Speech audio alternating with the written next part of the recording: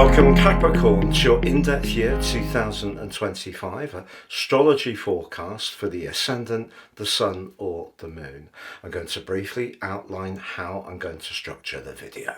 First of all, I'm going to look at two eclipses which occurred towards the end of year 2024. One of these crucial to your personal expression, the second very much about your goals and ambitions. They're going to be active as you go into the new year. I'm going to share with you on screen your event chart of your solar return. This provides a backdrop energy for the whole 12 months.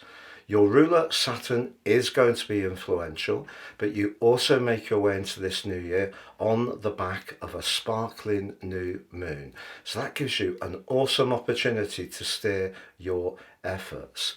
Now we are going to see Mars in a retrograde at the turn of the year, but also go into your sector of relating on the 6th of January. It's going to be there through to the 18th of April. So how you connect to others is going to be key early in the year. But on the 11th of January, I need to tell you about the nodal axis.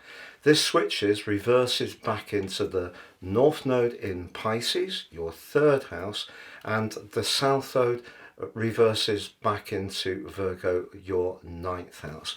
This is particularly important for this year. It also mirrors the first of the two eclipses which occurred in the latter part of 2024. It's really asking you to grapple with how you think about things in an even more intense way throughout this year. We are going to see a lot of activity around where you live, how you live there and who with, perhaps even thinking of working from home or even starting a small enterprise from your abode as you go into the early months of the year. But also there can be some cross wires with Venus and Mercury going into retrogrades. I'll explore that for you. On the 14th of March, we have the second of a new eclipse series, this time in the sign of Virgo, and this mirrors the lunar eclipse which occurred on the 18th of September 2024. But it's really asking you to think very carefully about your travel plans, anything to do with knowledge, but most of all those everyday communications, because your ruler Saturn is very much in the mix. As we get to the end of March, we see the first of the cardinal quadrants and the start of the astrological year on the 20th of March. But for you, that's very much about thinking about anything to do with protectiveness, security and stability. The solar eclipse of the 29th of March could trigger you actually moving home over the following 6 months, or certainly making some amendments to your existing abode. Neptune arrives in your fourth house for the first time in 163 years. This is very, very important. It suggests you may want to forge a more peaceful and tranquil existence in your abode, but also as your ruler Saturn joins up with Neptune on the 25th of May. They're together from the end of May through to the end of August. So those personal issues, anything to do with family matters, really are going to take centre stage. But as we go into the early summer, we do see Jupiter, the planet of opportunity, move into your sector of relating, which Mars was priming at the start of the year. This can be lucky for you in the following 12 months in terms of relationships, so I'll look at that for you. But then on the 20th of June, we have Cardinal Quadrant 2. The Sun returns to your sector of relating, but it forges a mighty clash with Saturn and Neptune. What does that mean?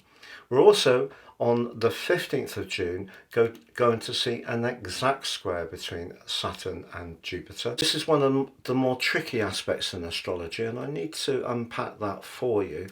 As we go into August, we're going to see a retrograde. It could be important if you're discussing long-term finances or a contract. But also there's the opportunity to look at things in a fresh, bright and imaginative way as Uranus moves into your sector of work, but also providing services. Uranus for 4 months is going to sparkle here.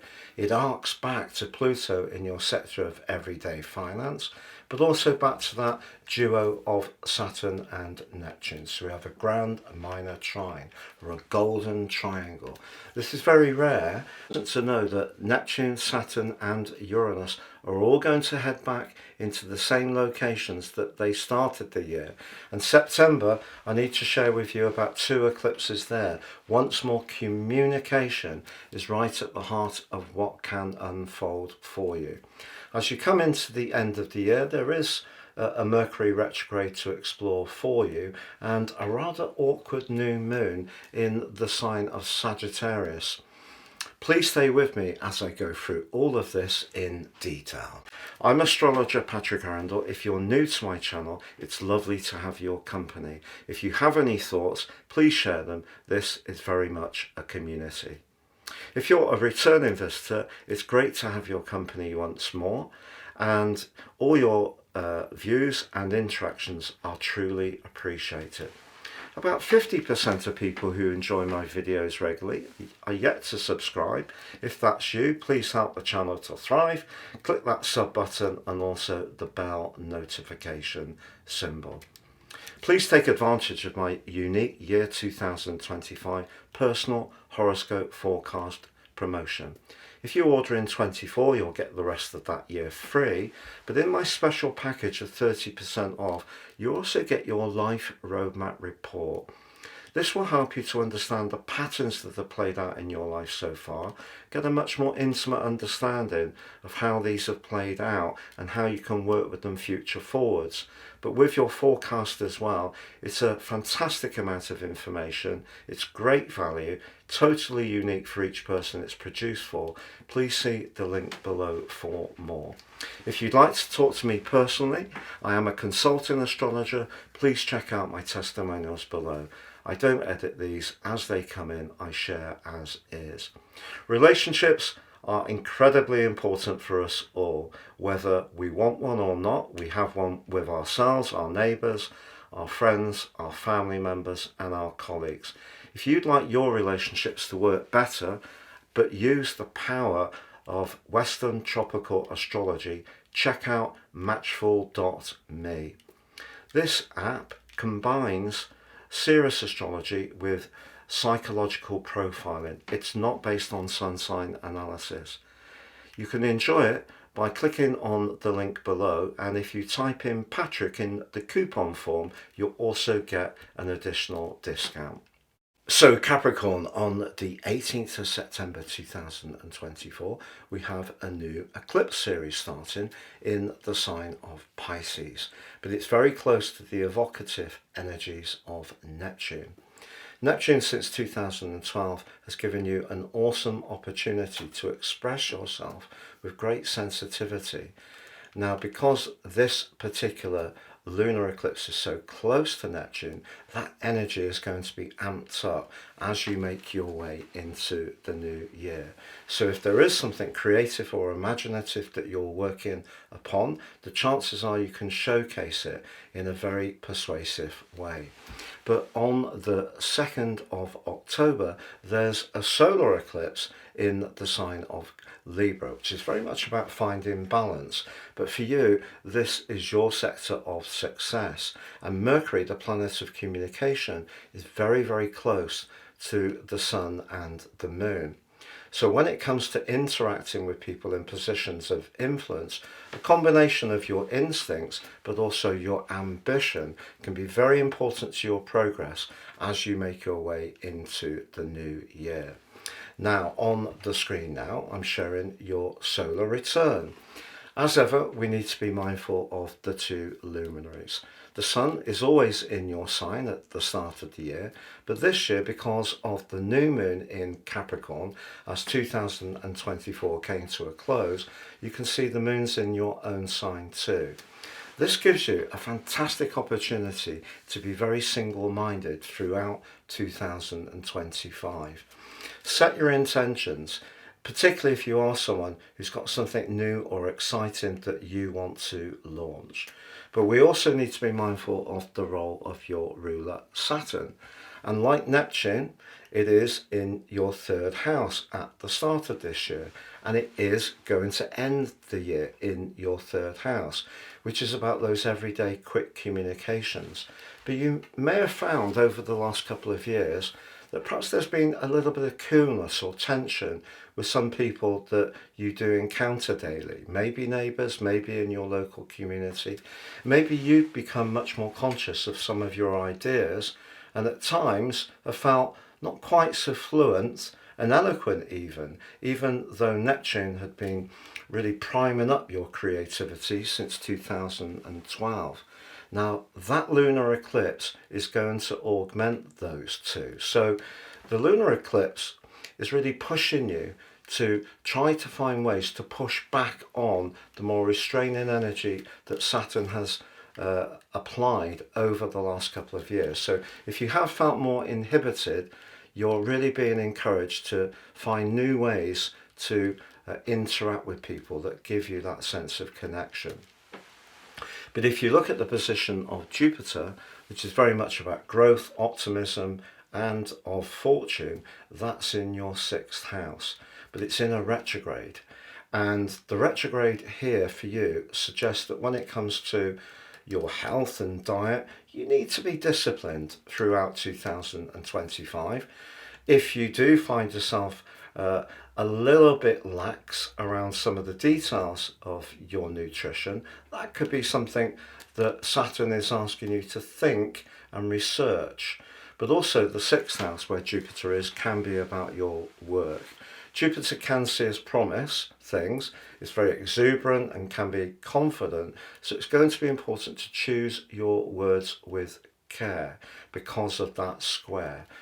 Also, you can see that Mercury, the planet of communication, is tucked away in your 12th house. It doesn't really like being in Sagittarius. If I'm honest, Jupiter's not that keen being in Gemini. So the fact that Saturn is T-squaring both of them suggests that when it comes to balancing your obligations and responsibilities and an occasional need to just have some time for yourself, you've got to use Saturn in order to interact with people, but in a way that they don't feel that you're being overly cool. But there may be times when you could get caught up in being too much of a people pleaser with that opposition between Mercury and Jupiter. And Saturn's encouraging you to say how you feel in a firm way, but at the same time use the energy of the lunar eclipse and the coming nodal axis to still find a way of keeping the lines of communication open. But when it comes to finances, it could be that you're going to be very determined to succeed this year. And that's because Pluto in house 2, everyday finance, is opposite Mars in the 8th house. That combination can give us a tremendous amount of drive. Mars in the 8th house is about those longer term investments, can be to do with shared resources, business, entrepreneurship. And with that new moon start to the year, your desire to manifest your creativity and individuality needs to be balanced by putting your energy into something that could give you a return. So you could work tremendously hard, but you need to do your research. But that's where your ruler Saturn can really help you. Saturn can scrutinize things. You can also gain some extra information from people who are experienced. Again, Saturn can be an asset to you. There is a square between Uranus, which starts this year still, in the most flamboyant part of your chart, the 5th house, but also Venus in the 2nd house. This could make you a little bit extravagant at times this year, even if you're someone who tends to be a little bit cautious and canny with resources. Something or someone could see you wanting to splash the cash. But equally, it may find you attracted to someone who you could find very, very alluring and could find them somewhat irresistible. But it does mean that your love life, if you start the year single, could be quite active, because Mars is going to move into your opposite sign on the 6th of January and through to the 18th of April, and also with Jupiter from the 9th of June through to the end of the year in your sector of relation, there's every chance with Venus in a square with Uranus that it can be a lively option for you, particularly as Mars opposite Pluto across the 2nd and the 8th houses can amp up the more amorous part of your nature. But just be aware that Mars is in retrograde as this year begins, and in the sign of Leo it desires recognition, and the 8th house is where we connect to others.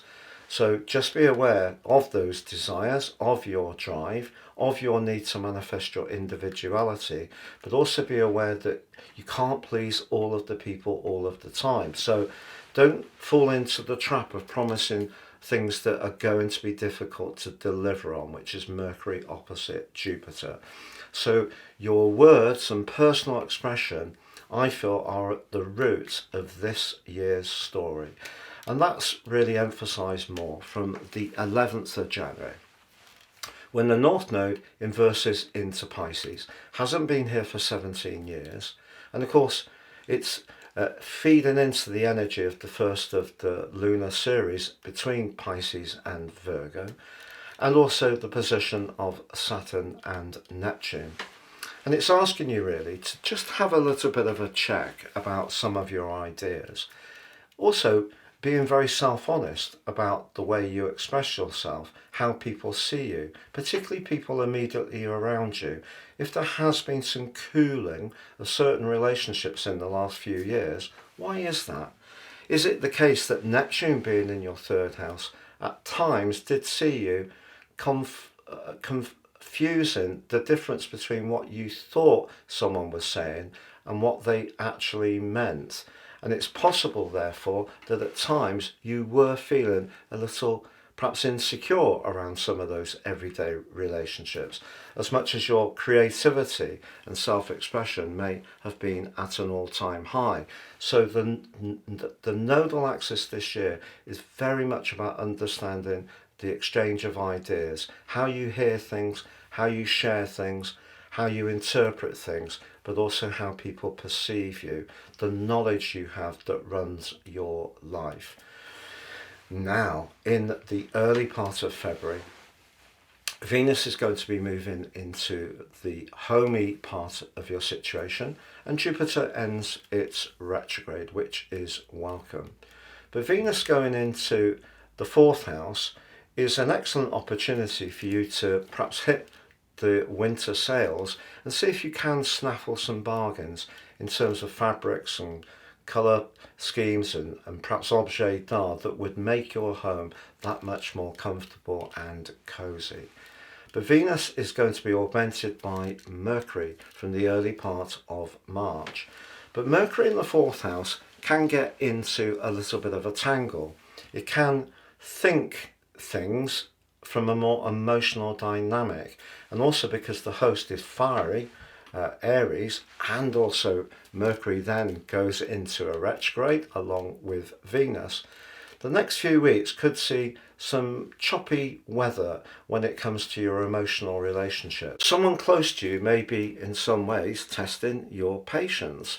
Perhaps it's down to communication, but just remember, with Mars from the 6th of January in your 7th house, there could be part of you that is almost being so tough on your boundaries that it's cranking up the tension and making it difficult for people to say how they really feel. And that can all see things get very bogged down, which brings us to the 2nd of the lunar eclipses across the signs of Pisces and Virgo. This one's in Virgo, so this is the mirror of the first one of the 18th of September 2024, but it's very close to your ruler. Someone could express something to you which you find somewhat startling. If you are someone who is quite cautious, keeps your guard up a little bit, someone may slice through that and tell you in a very direct way how they feel about something, and it really could be quite wounding. Then again, perhaps it's going to be you who's going to be much more forthright. The start of the Western Tropical Astrological Year on the 20th is very close to Venus and Mercury, so feelings can be close to the surface. And also when we have the solar eclipse on the 29th, that is an opportunity to clear the air and ensure that emotional communication is working more smoothly. But because Neptune's so close and arrives in Aries on the 30th, the potential for things to be rather opaque and confused and a little bit distorted, either in terms of how you're feeling or how it seems other people feel about you, is very strong. On the other hand, if you are someone who's a maker or a creator, you're going to go through a near to 8-month period of fantastic productivity. Your skills can absolutely blossom. So if you are someone who really enjoys those home crafting hobbies, or you have groups at home, or you're a healer and you work from home, your energies are going to be heightened in a very positive way. So on the 12th of April, Venus ends its retrograde in your third house. A great opportunity to use diplomacy to diffuse any tensions that may have been created. On the 18th, Mars returns to Leo, where it started the year.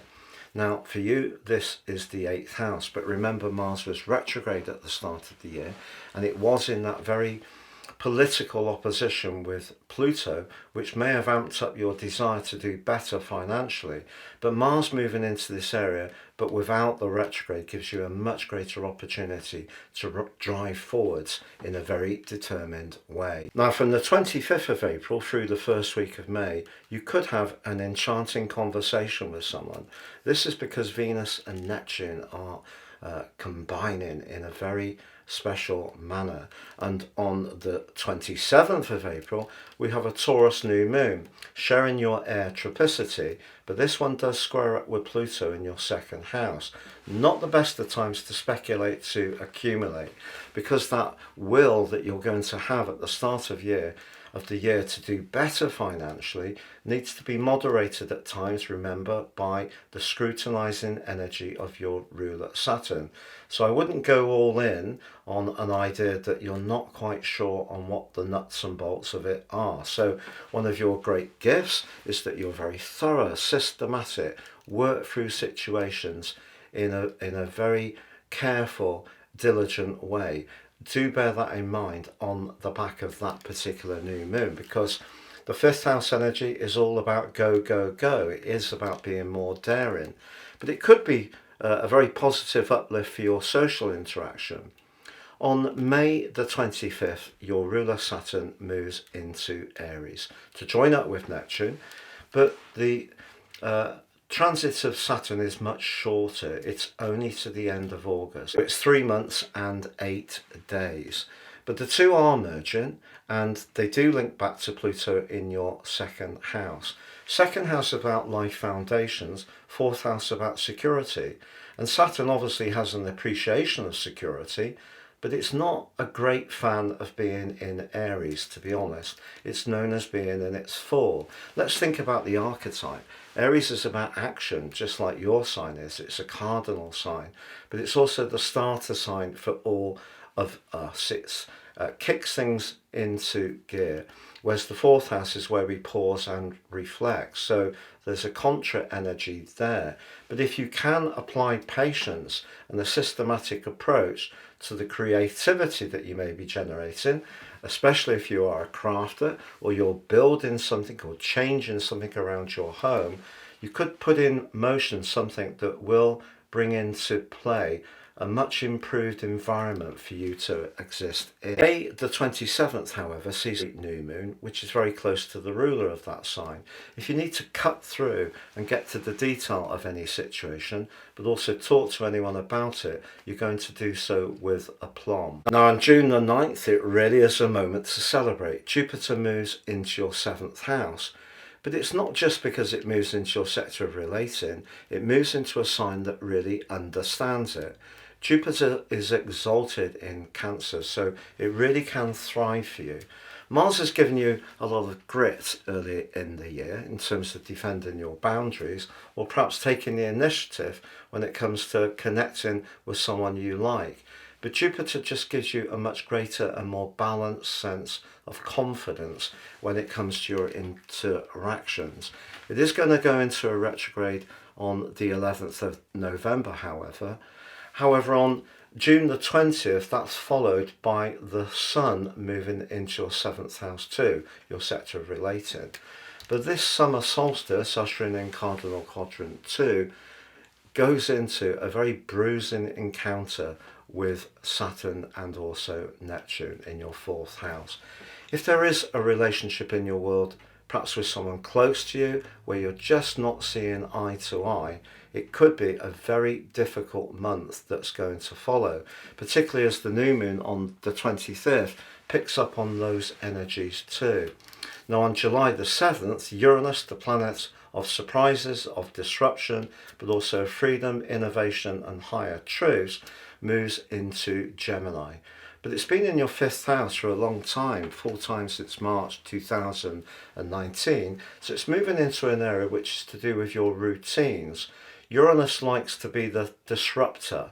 So you may find over the following 6 months that you're tempted to do something completely different when it comes to your work, because Uranus links back to Pluto in house 2, everyday money, but also the homely position of Saturn and Neptune.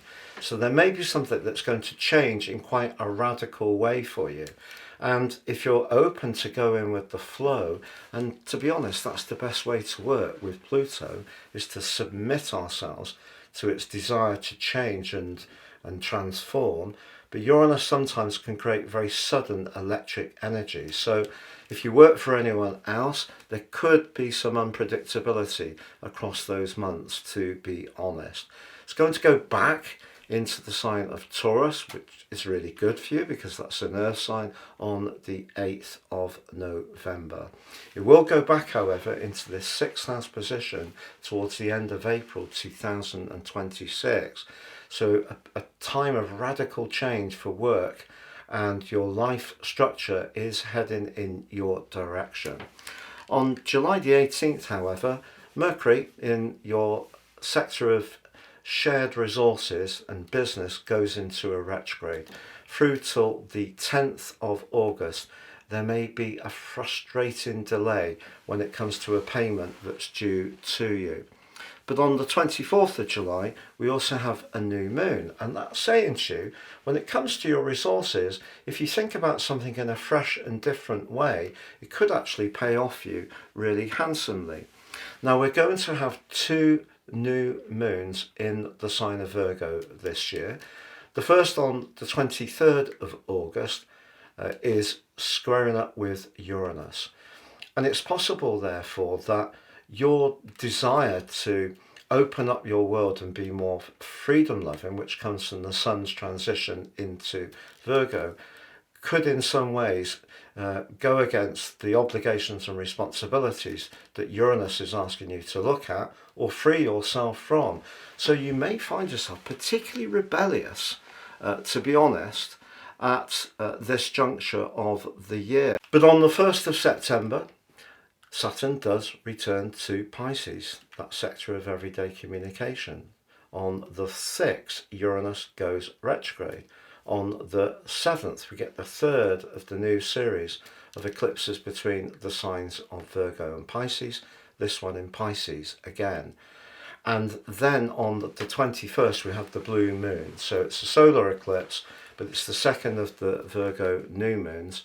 And this one is in Virgo, but it opposes Saturn and the North Node in your 3rd house. If there is a big discussion you need to have, or there is something that you're wanting to change in terms of your education or knowledge, the last part of 2025 can be really very important. You may even want to travel, but remember, Saturn in the 3rd house suggests that you need to make sure that all the details and the way you communicate those details is done with a great deal of precision. On September the 22nd, the autumnal equinox is pushing you into the limelight, Capricorn. If there is something that you want to go for in terms of your goals and ambitions, this last part of the year is your chance to seize the moment. On the 21st of October, the new moon is also asking you to reach for the stars, but it's in an odd angle to your ruler Saturn. Even if you've got the ambition, you may encounter someone in a position of influence who doesn't feel that you express your ideas quite in the way they want to hear. On the 22nd of October, Neptune returns to Pisces. On the 8th of November, Uranus returns to Taurus. And also from the 9th to the 19th of November, we do have a retrograde in your 12th house of Mercury. This could be a time when you feel that people are in some ways being a little bit distant, perhaps even secretive, or someone could just seem to spin out from your sphere. Now on the 20th we have a Sagittarius new moon, which for you is very much about the spiritual dimension. Well, that's clashing with Saturn and Neptune. That is not the best new moon of the year, as the curtain comes down on the last effectively 5 weeks of the year, to be too open about some very sensitive strands in your situation. You may feel quite vulnerable through that particular event, to be honest. But when the sun returns to your sign on the 22nd of December with the final and fourth cardinal quadrant, you're going to move a bit more into your power again. And there is a sparkling location of Jupiter towards the end of the year, linking very well with the planets, with Saturn and Neptune in your third house. So the connections that this year can create can be phenomenal if the communication is working sweetly. But if the communication isn't working sweetly, particularly around emotional relationships, people you're particularly close to, I feel the summer months could be quite political around family relationships, your connection to people in your immediate environment. If you're not particularly settled where you're living, there could be a need to change things. And change is something that you can be a little bit resistant to. But the big picture for all of this also gives you some opportunities. But Saturn's been very exacting over the last couple of years, which may have created some coolness and perhaps even some disappointments. You have an opportunity to rebalance things this year, but it is exploring your ideas, your belief systems, how you express them, how you interact with people, how much you listen to how other people are feeling, and whether they feel they can express how they feel to you, and also that you feel you can express how you feel to them. Because with Saturn going in to your fourth house from the 25th of May to the end of August, if there is a relationship which is not working so well, it could come to an end with Saturn bringing a cool breeze to any tie where you feel unheard or unseen. Have a great year, Capricorn.